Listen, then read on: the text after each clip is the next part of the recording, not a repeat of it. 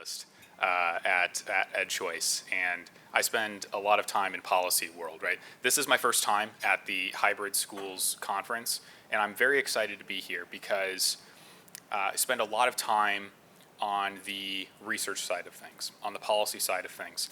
I work with EdChoice, who for 20, how many years is it now? Right. So how old am I? Since 1996, dating myself. Since 1996, we have been the intellectual legacy of Milton and Rose Friedman. Milton Friedman, very famous public intellectual economist, mainly in the 20th century. And a lot of people don't know that one of his big ideas that he was most committed to as he and his wife were entering into retirement was education. Education reform, educational choice, educational access for people who could not afford it from themselves. Large-scale educational reform. And so in retirement, they started EdChoice, as we are now known, to advance that mission. And for decades now, we've been trying to advance this mission, go further into society to help families access whatever kind of educational system or product or resource that helps their kid thrive the best. And what's exciting is has been huge growth in people who are able to provide more and more unique kinds of educational resources and educational services. I'm very excited to be here because that is you guys. That is you guys who are providing things that are the actual on-the-ground fulfillment of an idea that is largely credited to have started in 1955 by Milton Friedman. So very excited to be here, very excited to meet you guys. What we're going to be doing in this presentation here is a few different things.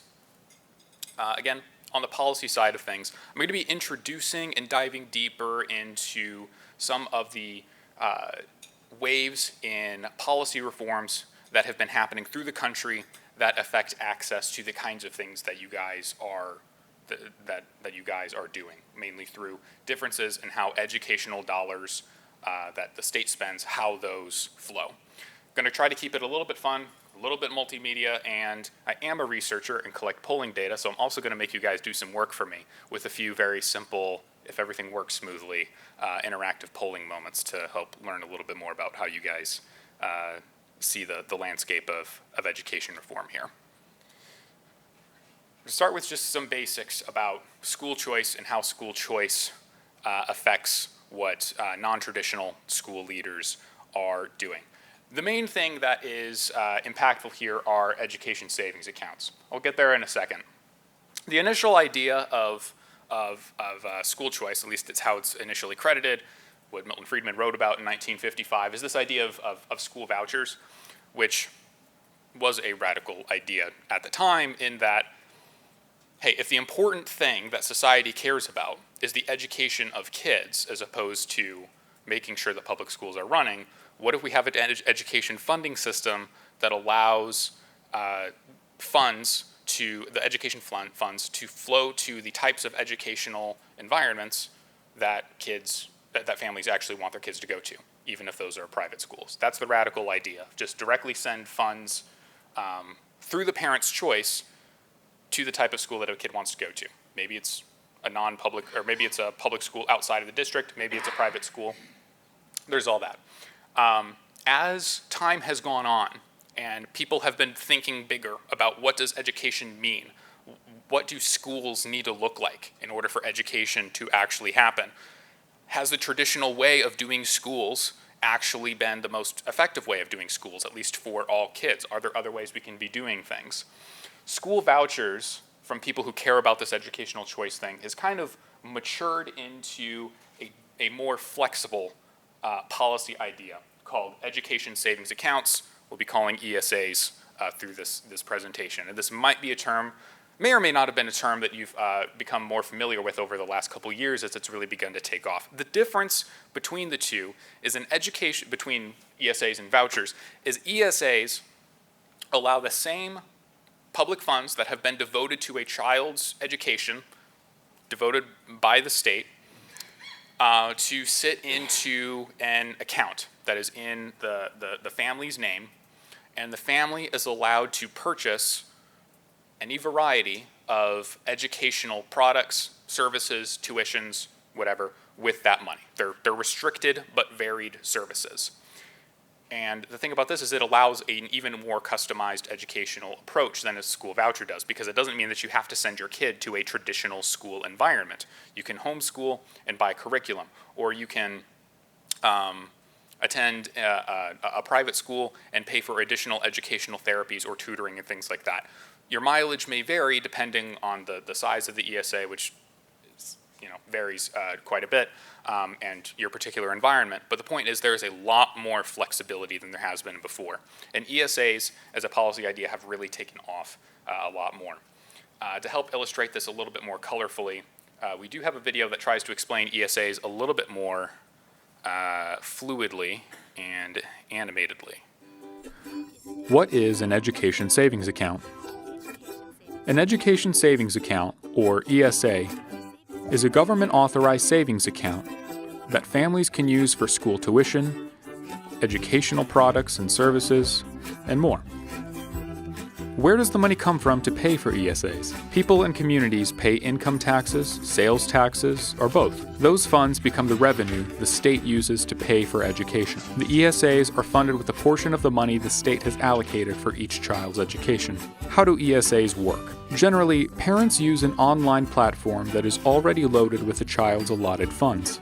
Families can use their ESAs to purchase educational goods and services from approved categories to customize their child's education. They can also roll over unused funds to pay for future expenses, including college.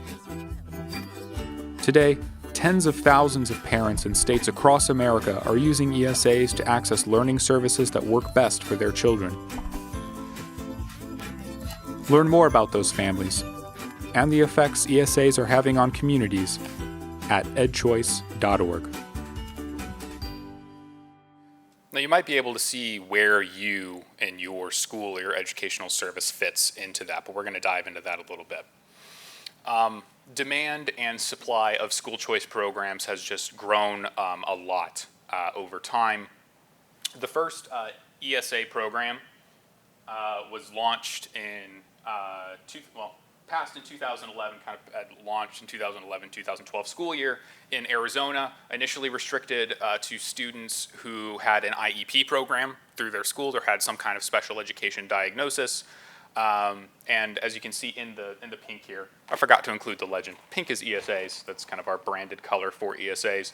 You can see that ESAs are taking up a thicker and thicker share of all school choice programs that exist over time. You'll also note this is a little bit outdated. There are even more ESA programs that have passed even just this legislative session. There are 83 school choice programs in 33 states, plus one in Puerto Rico and plus one in Washington, D.C. There's just been a lot of growth over time. So we're going to dive into a little bit about what that looks like, why it's going on, and where you might fit into that. I keep saying that things grow, but where exactly is this happening? A lot of the information that I am presenting here is available in our ABCs of School Choice, which is our flagship publication. There, it is the single most comprehensive resource you will find anywhere about the growth of private educational school choice in the United States, and that's what most of you as micro school, hybrid school leaders are going to be interested in. If you've seen the purple books at our purple table, actually it's blue and black, at the table in the back of the exhibitor hall, that's what this covers. This is the growth in participation in ESA in flagship school choice programs over time. Again, pink signals education savings accounts here. So once you got into 2022, there was a bit of a breakthrough where West Virginia passed an ESA program that was essentially available to all students in the state. Arizona has a superiority complex, so immediately they were like, we're also going to expand our ESA program to basically every kid in the state. You start seeing this explosion in growth, and it was just this watershed moment where all of a sudden more and more states are passing and expanding ESA programs to be available to more and more kids. Doesn't matter if you have been officially diagnosed with a special needs kind of situation. It doesn't matter if the school counselor at a public school has, diagnosed you with something. Or I'm not a special education expert. I don't know the system there. The point is that you have access to an ESA in more and more situations. Right now, according to our most recent counts, there are 136,000 students in the United States who are enrolled in an ESA program right now. A large portion of those are just using those funds to attend just like a traditional private school kind of scenario, but a very large percentage of them are also are using like this mix and match individualized education approach. So, 136,000 of nearly 1 million might look small, but it is a rapidly growing number. This has been and the future of school choice, and the future is now. I'm sorry, 326,000. I don't know why I said 126,000. It's a very large amount that's just been rapidly expanding. Now, every ESA program is a little bit different. I don't put this up to make you memorize something or be like, all of this is immediately relevant to you. I say this because I do want to qualify things for you guys as micro school and hybrid school leaders a little bit. Every education savings account system is a little bit different because every legislature is a little bit different, and different types of like concerns and questions come up with every kind of legislature. So some are more understanding about what micro schools are doing than not. This is what we call our ESA policy map that is also available through our website, which might be helpful to you if you're interested in whether an ESA program is helpful to you in your state. But according to my best understanding and our team's best understanding of current ESA laws right now, every state in purple is where a micro school or hybrid school is eligible to receive ESA funds from families. So families are participating in an ESA program. You're eligible to receive this in your state. A couple qualifications just to like cover bases here. Alabama's program is brand new. I can't remember if it's launching this fall or the fall after. But they're kind of scaling up the types of programs that are available to receive these. So Alabama, if you're in Alabama, you can receive these programs in 25 to 26, I believe is what I was told by a teammate. Other unique circumstances, Arkansas is less old of a program, but again, it's 25 to 26 is when, Arkansas is 25 to 26, Alabama is in 3 years in the future when you'd be able to receive ESA money. A couple other extenuating circumstances. Missouri is funded through tax credit scholarships, which is kind of its own thing. If we have people in Missouri in the crowd, I can answer a question about that later. Just like the funding situation is a little bit different. And Oklahoma is not quite an ESA. It's actually not an ESA. It's a refundable tax credit, but it's trying to do a very similar type of thing. If we have anybody from Oklahoma in the room, happy to explain more about the situation that's going on there. We've got like a new program in Wyoming, newish program in Utah that is in very quick need of expanded funding from legislators, but it sure exists. And of course, early adapters, Florida, Arizona, West Virginia, good states like that. So if we have representatives of these states in here, I'd love to be able to answer as many questions as I can about what the situation might look like in your state to help participate. We're going to come back to the Slido thing and have an extended discussion about why this is happening. And I think everybody here is going to have some stories about what they hear from families that they are servicing and why families seek them out, why families continue to come back year over year maybe, and what you guys are able to provide that a traditional schooling system is not for their kids. And we try to collect as many of those stories as possible. And what I try to do, one of my main jobs, I suppose, being a research guy, is kind of aggregating those stories into big numbers, just to showcase trends and show that, you guys are not alone in this and responding to a need. These are types of numbers that we've seen for a long time. Where families are sending their kids versus where families would ideally send their kids. And we're going to expand this in a little bit. But we've been doing a survey that we called Schooling in America since 2013, where we ask adults and parents with kids in the K-12 system lots of questions about the perception of K-12 education and their experiences and all of that. And these types of numbers are something that we've seen since 2013.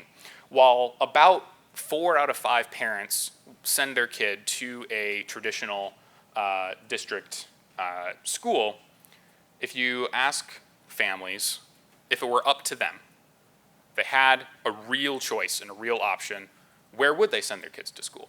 Now, 29%, with our most recent number, still say that they would send their kid to a traditional public district school system. So that 29% of families, pretty happy. 11% say that they would also choose a public district school, but outside their residential district. And I can tell you that that is a higher percentage than those who actually do or are able to send their kid to a different public school other than the one that they're districted to. 14% would prefer a charter school. 32% would prefer a private school. There are 14%, like this is like the biggest gap as a percentage. 14% say that they would prefer to actually homeschool their kids. So there's a difference between what parents want and what they're actually getting. And there's lots of reasons for that. This is also from our Schooling in America survey. There's a relationship between the kinds of things that you want from your school, from your kids' educational experiences, and the type of school that you're actually seeking out. So, for example, somebody who would prefer to send their kid to a public district school appears to be more likely to be concerned about socialization issues, naming socialization as like a top 3 issue for them when selecting a school for their kids. But when you look at the homeschool population, far and away the most frequently referenced ideal or value that they have in selecting a school system is a safe environment.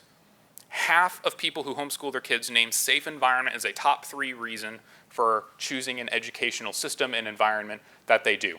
Also pretty, a little bit higher for people who select charter schools. There's not like an equity thing there. However, people who select private schools or charter schools are a little bit more likely to name some kind of like academic quality or reputation as something that they care about, as opposed to homeschooling, which makes sense. So basically, what I'm trying to get at here, and what I think these numbers show, and we have lots of ways that we wind up getting at this through all of our polling work that we do, is that not all choosers are choosing for the same reasons. Different people who are trying to exit the traditional system are exiting for different reasons. And if they're exiting for different reasons, that means that they're looking for different options. And if you're looking for different options, if we're going to have an education system that is better than what we've been dealing with for a while, we need a variety of options. And that's part of what ESAs are about. It's not just public versus private, it is traditional versus individualized educational approaches.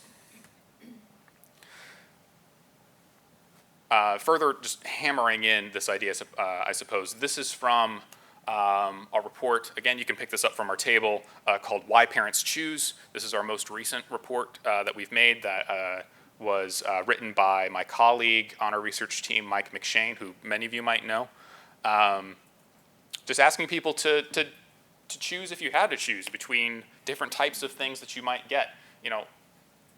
Would you prefer technology-centered instruction or limited screen time? Like, I read lots of articles that make full-throated recommendations of both, and I find I can read one back to back, and I'd be like, both of those make sense. So why have a single district curriculum or something like that say this is how much screen time is relevant when, quite frankly, screens are a very new phenomenon.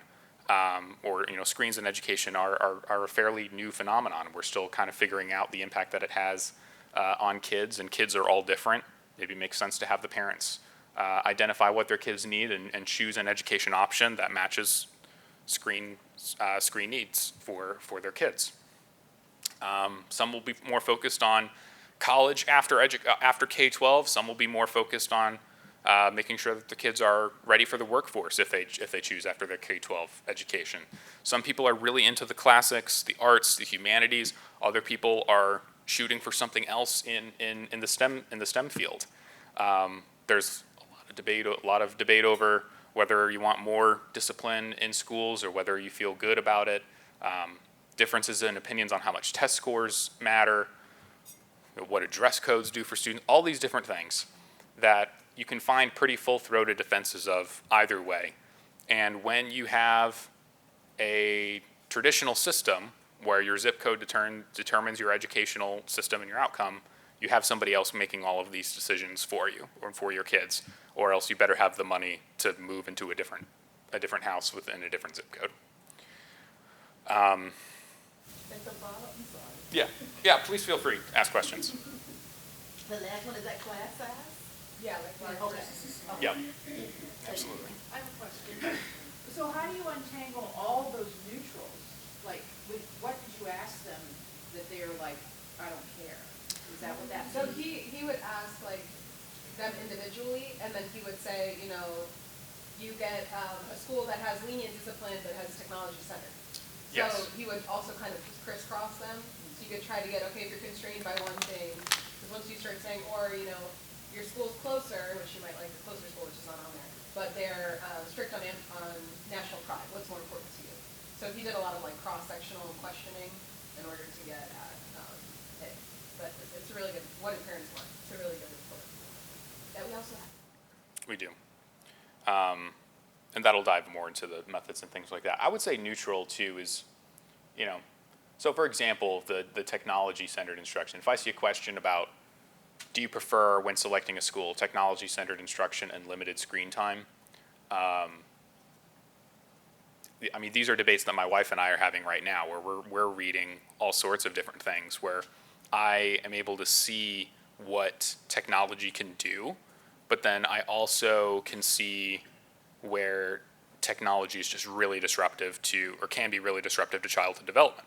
So what do you do with screens? When do screens become okay? How do you moderate that and things like that? I can't make that decision for any kind of parent, and I can very much see different kids thriving in different environments.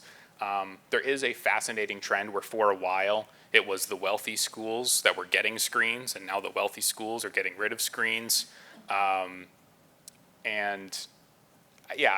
There's just a lot of research to come, I think, about what like long-term effects of screens and stuff are. But for now, you're either at the mercy of what your district decides for you or what your school decides for you, or you better hope that you have the money to pay for something else or the ability to move or things like that. And this is where ESAs come in. Did you have a question? So on some of them that are really close on both sides, like I'm thinking like more college prep and the testing part. Like, have you done this survey before, like a couple of years prior, or are you planning to do it again? So I'd be curious to see what the shift is, like with screen time and with college versus workforce prep and testing versus non-testing, like things, key subjects like that. Is it going to move more towards one side or the other in the next coming years as school choice opens?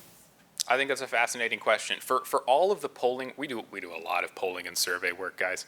And I'll plug that a little more at the end. But for all of the polling over time that we've done, this was right now the first and only installment where we've done this type of analysis. But I agree with you that it'd be very interesting to see how this changes over time. I think it'd be very exciting to see what differences there were between 2019 and 2021 after the crazy year that was 2020. And demographic breakdowns too, if you get a big enough sample size. This is true, and I'm pretty sure the crosstabs, which should be available on our website research library if you want to dive into different kinds of demographics and how they line up and all this, that could also be very relevant, maybe depending on the types of demographics that your school serves. These are, I think, really important questions. For many people who lean on one side or the other, it's like self-evident, but clearly it's not for a lot of people. Absolute promo for you. These guys have what was a monthly conversation on a podcast that they put out, and it's gone to like quarterly or something. Yeah. But you guys are awesome. I'm a loyalist. we appreciate it. I'm gonna tell our comms team that we met one of the people in this statistic, right? Robert Enlow. Excellent. I'm a loyalist. Yeah, we I started off resisting, like, I'm not sure I'm gonna like this, but then you guys are awesome. we appreciate that. Yeah, And they do cover the multi-year trends you're asking about. yeah, for different kinds of questions. EdChoice.org podcast. Don't steal my thunder too much. We've got plugs at the end. Oh, I'm not you. I appreciate it. Yeah. While you have a second, I know the company name is EdChoice. Yeah. All of your slides call what we've all called it for now, school choice. Can we not, as a group, or have a press release, a press conference, can we quit calling it school choice and instead call it parents' choice, or affordable education options, or affordable education choices, because, with the emphasis on the parents rather than on the school? Because not all schools are actually schools, or a form of education. Yep. However it's ranked. Is there some reason we can't begin to call it what it really is? Because I think attitude, perception is reality. So all of us are parents. I'm sorry? All of us are parents. And so we have to be very careful, even in my classroom now, I have to be very careful how I address the adults that are monitoring and raising this child. So it always gets into English majors, we always look at wording. I'm a lawyer, I write for a living. And it's very flexible according to your district and your state. So I'm in Florida, so we know we're gonna call them parents because of that's how our So they call legislation it is set up. education choice. I know EdChoice is sort of taken, but But no, that's what I'm saying. So it's very, I think, and we just had this discussion in another group. That's why I was speaking about it. So, It's just very flexible according to where you are when we start getting into wording. And that's the decision we decided in the other group but also we ought to be because, dictating to government what they call it rather than have them tell us what it is. That's the problem, government. so I hear where I think I hear where both of you are coming from. So to answer the first question, no, we don't have to call this school choice. I'm just calling it. If in this presentation, I'm calling it school choice because that's kind of like the oldest term for what we're talking about. There are lots of people who would be like, stop using that term. It's educational choice. It's something else, and that is perfectly fine. The point is access, right? That's the idea that we're talking about. I'm not here to defend a term. I'm defending an idea. And maybe one of the reasons why we wouldn't choose parent choice in particular is because not everybody has a parent at home. They have somebody else. They have an adult at home. They have maybe they're it's a lot more complicated, and that's why I try to talk about families as opposed to parents. Sometimes even that's a little bit complicated, but we're addressing a wide diversity of family situations and educational situations. And yes, so if school choice doesn't work for you as a term, perfectly fine. I am perfectly fine with that. Replace it with educational choice, replace it with family choice, replace it with what works for you. Hopefully we're on a similar page about what kinds of ideas we're talking about here behind that term. I'm going to keep talking about just movements behind like this demand side for what you guys are doing, just because I'm really trying to hammer this home. This is one of my favorite questions that we started asking. This is a little bit, no, this is from also from our 2023 Schooling in America survey. We also do this in our monthly polling, and the numbers are basically the same. About a third of parents have identified that they have switched a school type for their kid at some point, and that's outside of like what education researchers call a structural shift from you going from like middle school to high school or something like that. So a third of parents have changed the type of school that their kids are going to non-structurally, outside of those very normal changes. We ask those parents what kinds of problems that their kid faced in a previous school. Kind of getting at this idea, not directly asking them, why did you switch? Because it's just complicated. You know, every one of those parents is going to give like a different answer. So we're just trying to ask them to identify what kinds of problems did your kid face in a previous school situation. And again, there is a lot of diversity here. We try to provide a lot of different things. While academics apparently like was an issue for a quarter of these parents who have switched schools for their kids, that was not the most popular reason, and it almost never is in any of the additions that we do here. The most common reasons that parents are looking for something else is for the social emotional health of their kids. We can use a different term if that one doesn't quite work for you. But most popular reasons is because they were excessively stressed or anxious at their previous school situation, or because they were being bullied. And in either of those cases, obviously, you're going to have a hard time learning at school or doing well in your school situation. But sometimes the reason that a parent would want to change a school or look for some other kind of opportunity, other kind of environment for their kids, it's not necessarily because they need them to get higher test scores or because they need them to get into Harvard or something like that. It is because their kids are not happy and their kids are not belonging, their kids are not feeling taken care of, and you need to try something else. Bad peer group, difficulty with teachers, depression, all of those very, very high up there. So a lot of the numbers that we've talked about so far have just been about like wanting something else, right? What kinds of things do they want? For a long time, we have seen examples of there is a demand for some non-traditional stuff that a lot of people at this conference are trying to do. So this question is about what we at the time would call hybrid homeschooling, I suppose. The question just asks, in your ideal situation, in order to provide the best education for your child or your children, depending on how many kids a parent had, what would your preferred weekly schedule be? And how many days of education would you prefer to have at home? How many days would you prefer to have completely outside the home?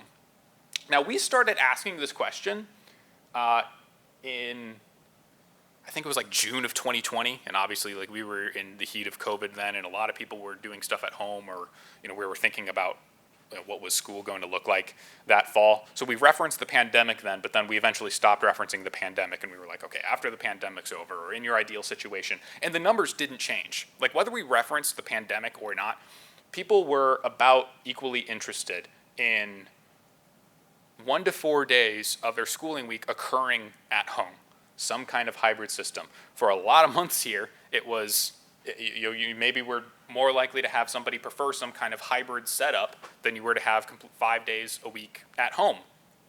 Now, there's not a lot of schooling circumstances in the traditional system that would allow you to do that. If that was your ideal situation where you want to have more involvement in your kids' education, you want to be there, you want to see what's going on, maybe you want to make more decisions about what's happening. Now, there was a little bit of tapering off over this most recent school year, but still, 2 out of every 5 parents, like at least that amount, for years, saying that their ideal situation would involve some education days each week happening at home. Not something that the traditional system references. Also, this data only goes back so far, because again, we used to reference the pandemic. Like after the pandemic, has your opinion of homeschooling changed? And a lot more people were going to say that, a lot more people said that they were more favorable toward homeschooling after that point, and eventually we took pandemic language out.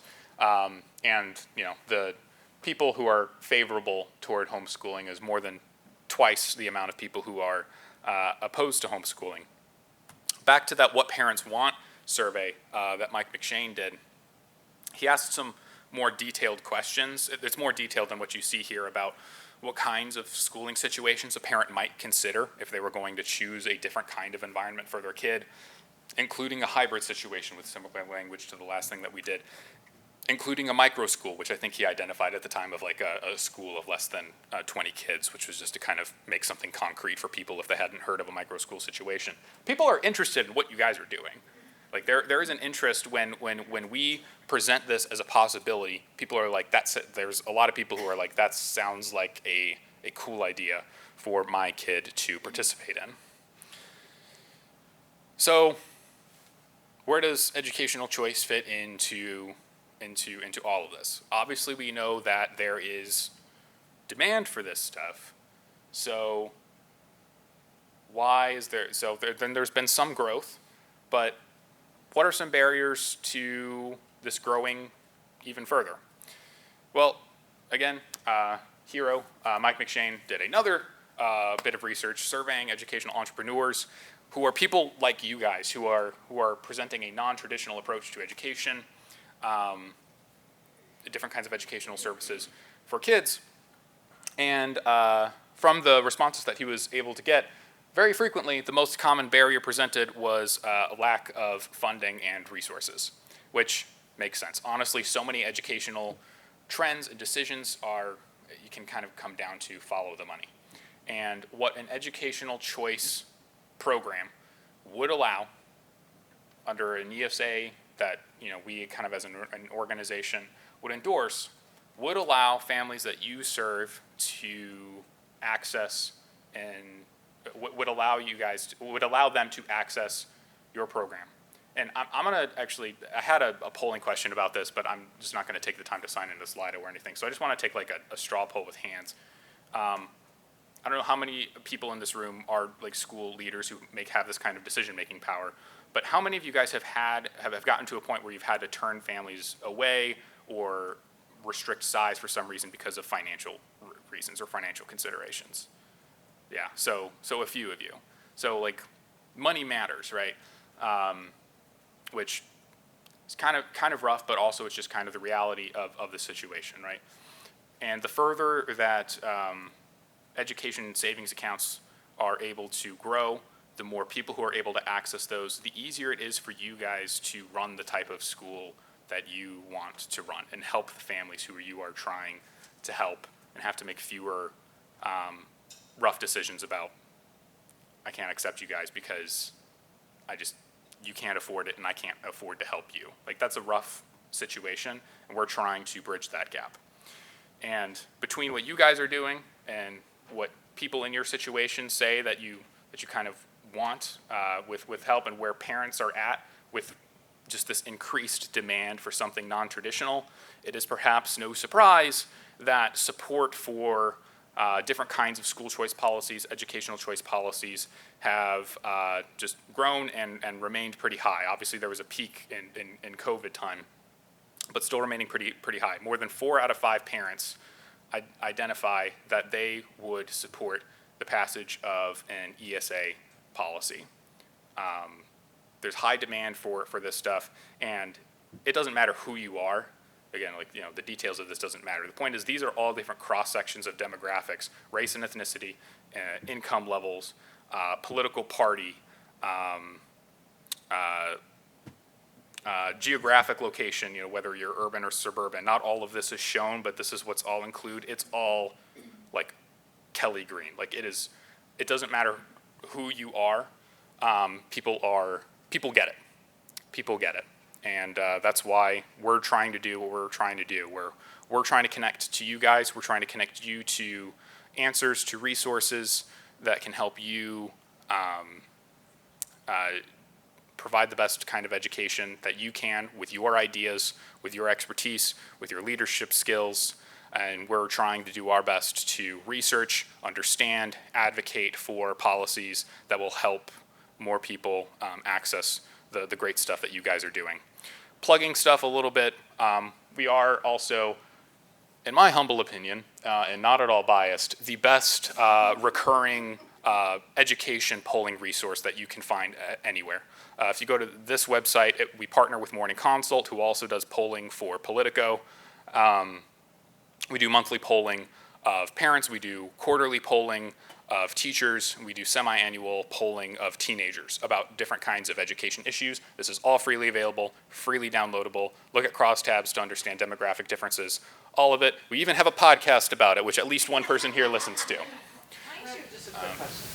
So on your previous slide, it says it didn't matter the political party or anything.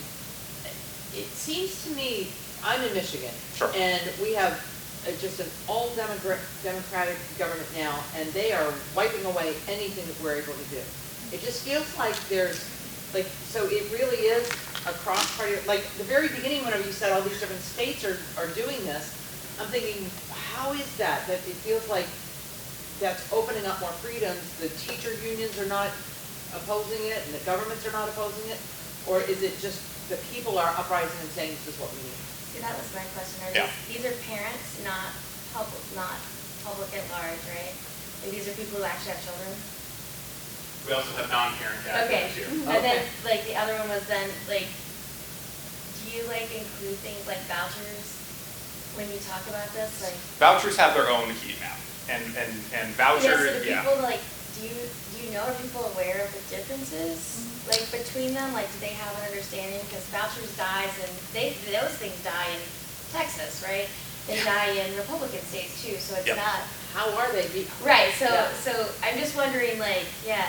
It's exciting to see all this progress, Yeah. but then I'm also living in a place where it's like clamping down and going away. So I don't So wanna derail. yeah, no, this is helpful. We're basically at the end because everything else is just going to be me plugging stuff. So at this point, consider Q&A open until we have to move on. So questions about is it really true that like, everybody loves it?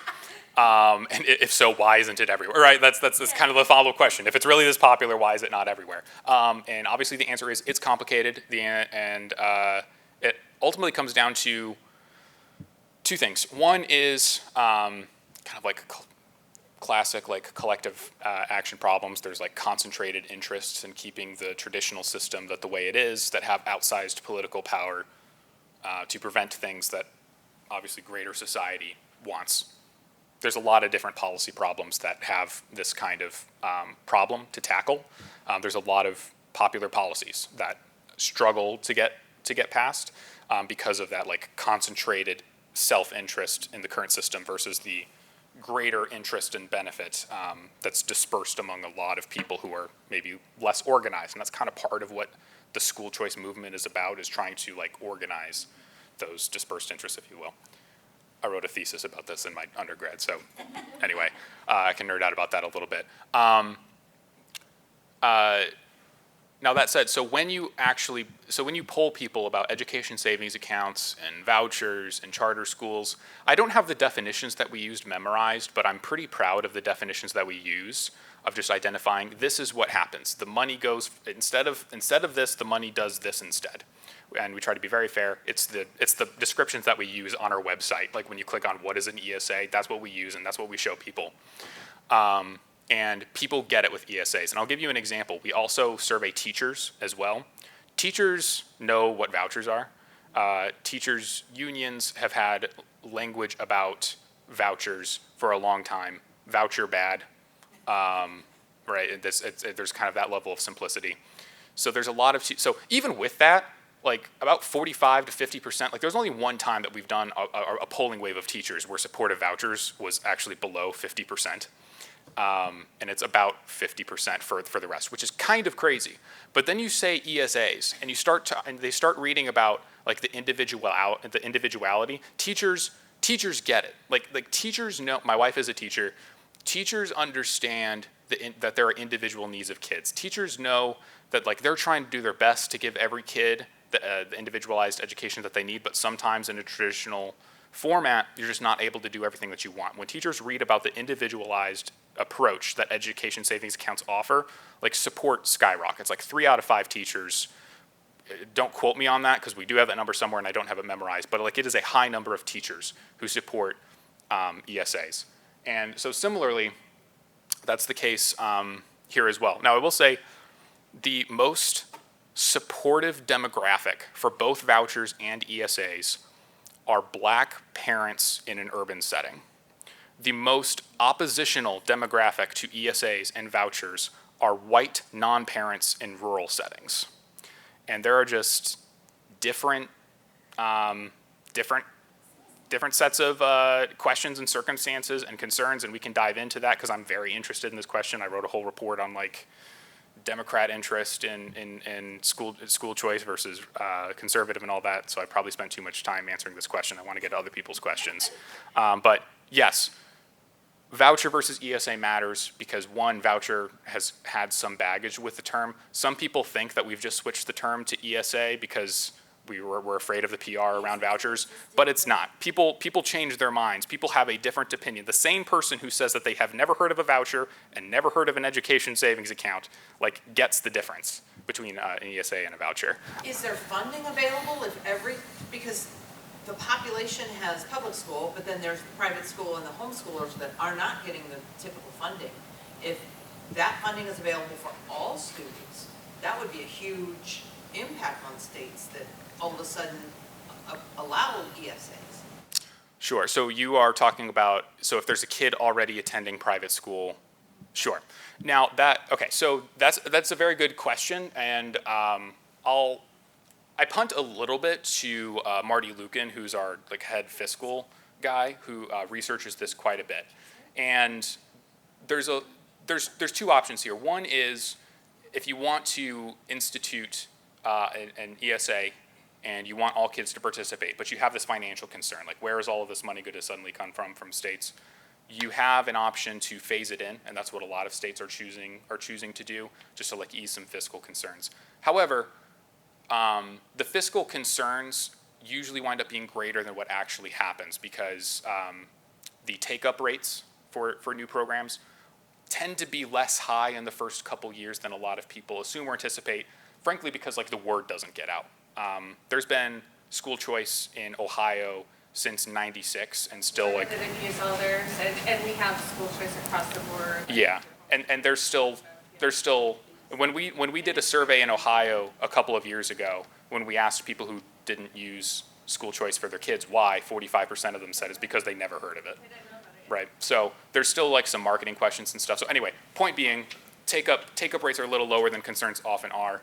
If there's still a concern, you could do a phase-in type of situation to like ease some fiscal burden there.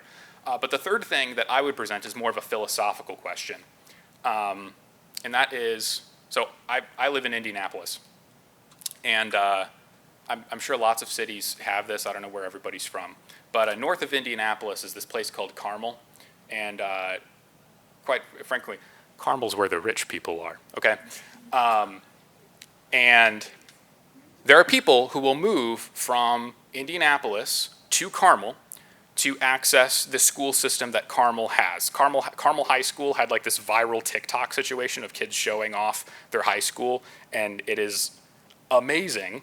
And they don't pay any tuition for that, right?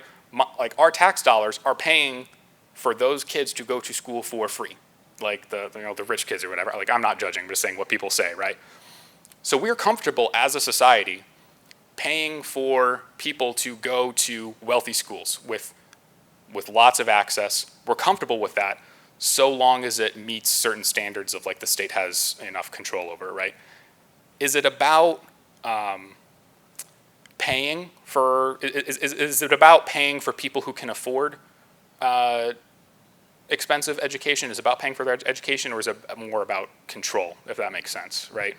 And I just know that there are a lot of families who are currently sending their kids to private school or who are homeschooling their kids and have made a lot of financial sacrifices to make that work. And I know that if they were able to access some funding, it would make their lives a lot better. I was homeschooled from grades 4 through 12. I saw parents make sacrifices, and I know that some lives would have been changed if they were able to homeschool and get some additional funding as well. So that's more of a philosophical concern, but anyway, question in the back. No, can I respond a little bit further? Sure. The Democrats and the teacher unions are really complicated. I live in a really, most Democratic community in the United States, Western Massachusetts. Everybody loves school choice in the sense that every charter school is oversubscribed, all the inter-district school choice options are oversubscribed, there's wait lists. And when everybody has a kid who isn't happy in school, everybody wants an option for the United States, right? People want a choice. They don't want to be consigned to their one district school that isn't working for one of their children. And people really appreciate the possibilities, including Democrats and teachers. And in my program, we have lots of teachers who are homeschooling their kids in North Star. And a lot of teachers choose homeschooling at various points of their lives with their own children. And it's just much more nuanced. If you just poll teachers about vouchers in their professional moment, they're going to say they're anti them because it's about job security and financial stability at school. But if you survey teachers as parents, as human beings in a more calm moment, it's very complicated. It's not complicated, it is their favorite choice. The same person who's going to be professionally anti-choice up and down is going to be pro-choice for their struggling child, right? And anyway, that's it. Sure. Right. Really quick, because I think we got like 2 minutes here, and before start dispersing people. Really quick. Oh, go back to the slide.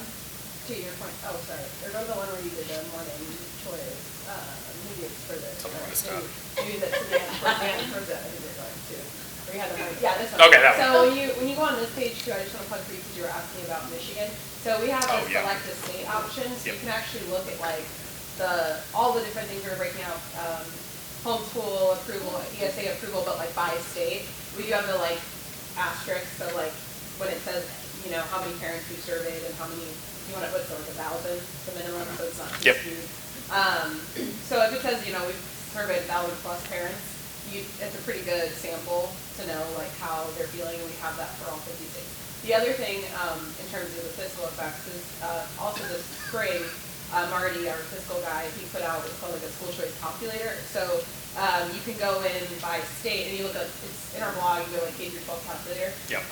And you can actually design an ESA program. You can design a SPED ESA program. You can pick like, hey, if X amount of students take it up, like how much is this going to cost from state, you know? If you really want to dive into the money side of things. Yeah, if you really want to dive into like how that would adjust funding. Yeah, because that's a good call out. I have a quick question. So you have all this information. I really like where you're saying why parents are choosing different schools. And it's mostly like social, emotional, you know, bullying, all that stuff. And you said you were homeschooled. So when we go to places like the International School Choice Network, we have a lot of academia people doing statistics and test scores and all that stuff, and trying to put a grasp on what's happening with microschools and with homeschooling, and how do you measure success? I mean, as a parent, I have 3 kids that are homeschooled that are doing phenomenal and great, and they're, you know, and getting doctorates or whatever, you know, and they were unschooled partly, they've gone to all different schools. I know what success looks like, but for all these other people looking to measure it, how do we take this information and translate it to people that can't wrap their head around, hey, a school isn't a row of desks with a chalkboard in front of you. School can be outdoors, doing things. How do you take that information and start transforming how people are thinking? So, you know, how do you measure, like, I'm going to say, like, customer-centered first. How do you measure the joy of the kids going to microschool and homeschooling? How do you measure, you know, their happiness, that they're able to pursue things they're passionate about, that they're not changing majors in college because they know what they want to do, or they're following tech careers that they're really happy with instead of being in debt forever? How do we take that information and show people this is a success of what's happening? If people don't care about test scores, how do we, you know, actually measure success otherwise? That's a great question. That's all the time we got for today, everybody. No. Can you do that for us? I mean, to your point, it is a major question. And one is because it's so difficult, obviously, yes, I think we're over time, so everyone is free to go. If they want, I'll stick around to say, like, answer more questions for everybody interested. You won't hurt my feelings if you go. A very important question. How does EdChoice specifically do that? What was the question? Yeah. Go ahead. Yeah, no, I mean, no, very valid question. And so one answer is, like, we're working on it. Lots of people are working on it. I'll actually just start by like mini story here. A couple months ago, I was at the annual conference for the Association of Education, Finance, and Policy. These are like the academia people, right? Studying this thing. And I was at a session that was about like charter schools and things like that. And it wound up just turning into this conversation about these high academia people who care about like big data and stuff like that. Massive respect for those people. And they were like, why do we even look at test scores, right? Like nobody's happy about looking at test scores, but they also feel like that's kind of what they have to do. So I mean, it's a major question in research world how you do the same kind of research by looking at other things. So part of what we're trying to do, we're doing parent satisfaction surveys of states where stuff already exists. We're currently working on, like we are in the early stages of doing case studies in states where these programs already exist to figure out parents' experiences of what's going on. How well is the technology working? How well is the new school working? Things like that. It's why we're asking survey questions like that. But ultimately, it kind of comes down to a sense that bottom-up approaches to education accountability, like letting families choose, is kind of how you get to that. That is where you allow these other things to be considered. This bottom-up approach to education choice and design. Would you suggest to those who are doing that data collecting to include going back 20 or 30 years to somebody like you to say, how do you measure your success? Because I happen to agree with you. It's your happiness, because there are wealthy people, really high, a lot of degrees, a lot of this, who are miserable. So life is not about your test scores or how much money you made or whether you got in this school or that There's a school. great book called The End of Average. They- You should so, read it. so the question should be, if we're going to measure, let's measure things that are objective and subjective at the same time. Try to make sense of them. Would that not make? It would make sense. Let me tell you, it is way easier to collect a test score than it is to collect somebody's happiness data. And so you are right. And what a lot of economists would tell you, oh, we collect, information about salary because there's like some relationship between salary and happiness. So it's like a proxy. And it's like it's really not that tight, right? It's like really not that tight of a relationship. So Not much get above sustenance and you start- no. Come to the academic research panel after lunch. I guess you say you What he said, what he said. I was gonna say, I wanna be there, but I have to speak in a panel at the same time, but Oh, you so. have a panel after lunch? Yeah. They're recording it. Okay. That Bella, We're gonna read Bella it. Downer talked about how they They're making it do happen. assessment, very tied, assessment is often very tied to what are some of the outcomes that you want to see. So part of the challenge was the diversity of outcomes that we wanted to see. I'm sorry, you had a question. Yeah, sorry, it wasn't necessarily on that front. How do you choose who you poll, or is there a place to sign up? Like if I wanted to sign up my teacher? O2 poll. Ooh, I do not have an answer to that for you. So we partner with a couple different research firms who specialize in actually getting surveys into the hands of people. So I cannot answer that. It is nationally representative. It's like, yes, that's the follow-up is, yeah. So I could not sign you up for that. I'm weird because I fit into multiple categories as I'm a parent, I'm an administrator, I'm a Take the same survey 3 times, yeah. And it just kind of, it's fascinating. Yeah, cross-section of all of it. So, yeah, okay. Well, thank you everybody for your time. I know we're a little bit over. Go eat food and enjoy the rest of the conference. Thanks for your attention.